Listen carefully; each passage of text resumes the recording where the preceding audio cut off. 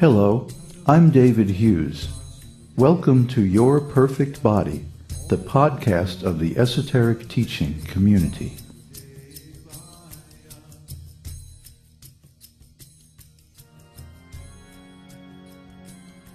Today's selection is an essay entitled Manifesto of the Esoteric Teaching.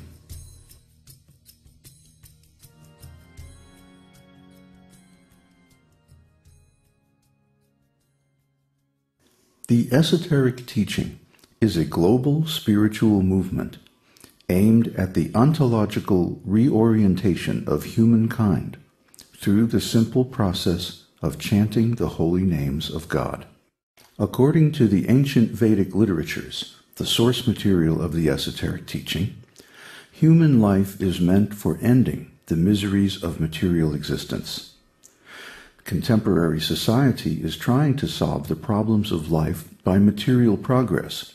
However, it is obvious to everyone that in spite of extensive material scientific progress and economic development, human society is not in a peaceful, happy condition. The reason for this is that a human being is essentially a spirit soul. The spirit soul is the background of development of the material body. However, the material scientist may deny the spiritual existence in the background of the living force.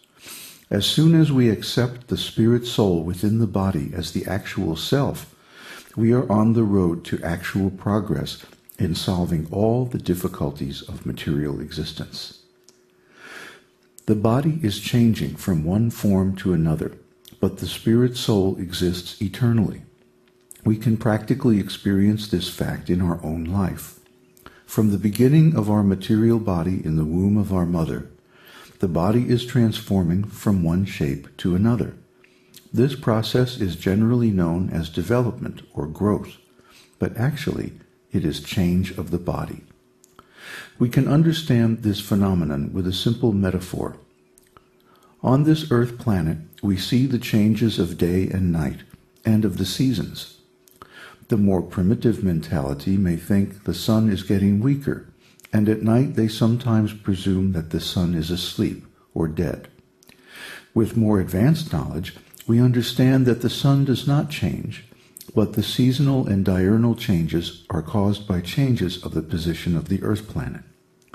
Similarly, in our lifetime, we experience bodily changes from embryo to child to youth to maturity to old age, and finally death. The less intelligent mentality presumes that at death the spirit soul's existence is finished, just like the primitive tribes who believed that the sun dies at sunset. Actually, the setting sun is simultaneously rising in another part of the world. Similarly, the soul is not dying, but accepting another type of body. When the body gets old, like the old garments, and is no longer usable, then the soul accepts another body just like we accept a new suit of clothes. The modern civilization is practically unaware of this ancient truth. They do not understand or care about the constitutional position of the soul. There are different departments of knowledge in different universities and many technological institutions to study and understand the subtle laws of material nature, such as medical research laboratories to study the physiological condition of the material body. But there is no scientific institution to study the constitutional position of the soul. This is the greatest disadvantage of material civilization. They are enamored by the glaring external manifestation of the cosmic body or the individual body, but they do not try to understand the basic ontological principles of their own experience. The body looks very beautiful working with full energy and exhibiting great traits of talent and wonderful brain work. But as soon as the soul goes away from the body, all this bodily activity becomes useless, null, and void. Even the great scientists who have discovered many wonderful scientific contributions could not trace out the source of the conscious living entity, which is the cause of such wonderful discoveries. The esoteric teaching is trying to teach this science of the soul, not in any dogmatic way, but in complete scientific and philosophical understanding. With the powerful ontological knowledge of the esoteric teaching, anyone can research the background and cause of this body in the soul's presence as perceivable by consciousness.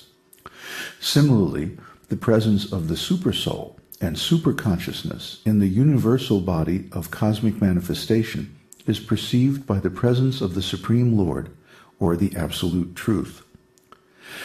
The Absolute Truth is systematically explored in the Vedanta Sutra, generally known as the Vedanta philosophy of Vyasadeva. Vedanta is elaborately explained in a commentary by the same author, and it is this which is known as the esoteric teaching. The Bhagavad Gita is the preliminary study of the esoteric teaching to understand the constitutional positions and relationship of the soul and Supreme Lord, or the Absolute Truth.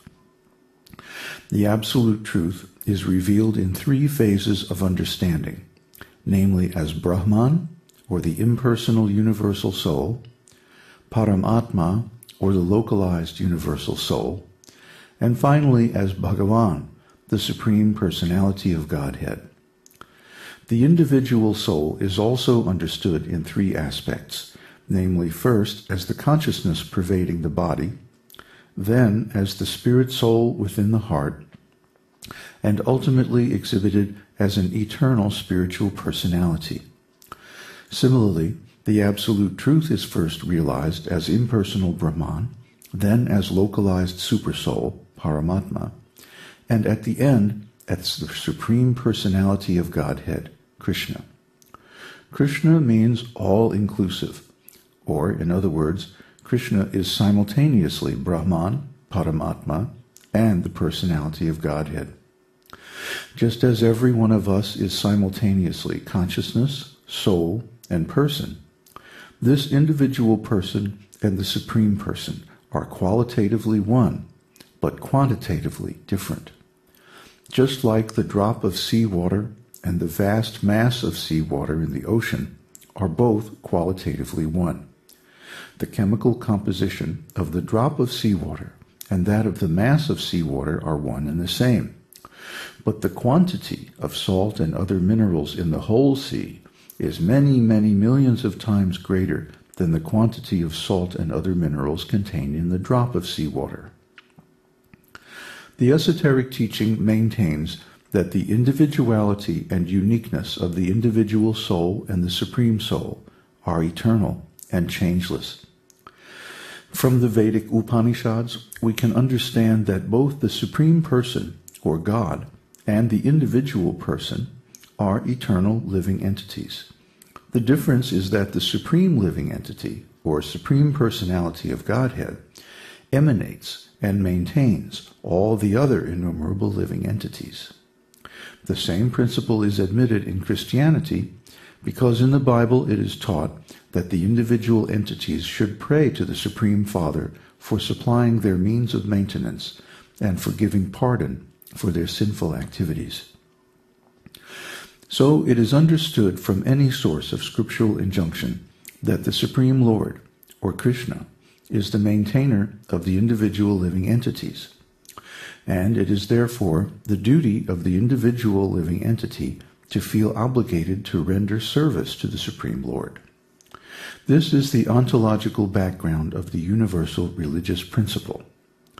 Without acknowledgement of this principle and personal performance of the duties it inspires, there is chaos in human society, as it is happening in our daily experience at the present moment. Instead of serving the Supreme Personality of Godhead, everyone is trying to become the Supreme, either socially, politically, or individually. Because of competition for this false lordship, there is chaos all over the world, individually, nationally, socially, and collectively. The esoteric teaching is trying to establish recognition of the supremacy of the absolute personality of Godhead. Human society needs this understanding because this spiritual consciousness makes human life successful. This esoteric teaching is not a new introduction of the mental speculators. Actually, this movement was started by Krishna himself in the battlefield of Kurukshetra at least 5,000 years ago.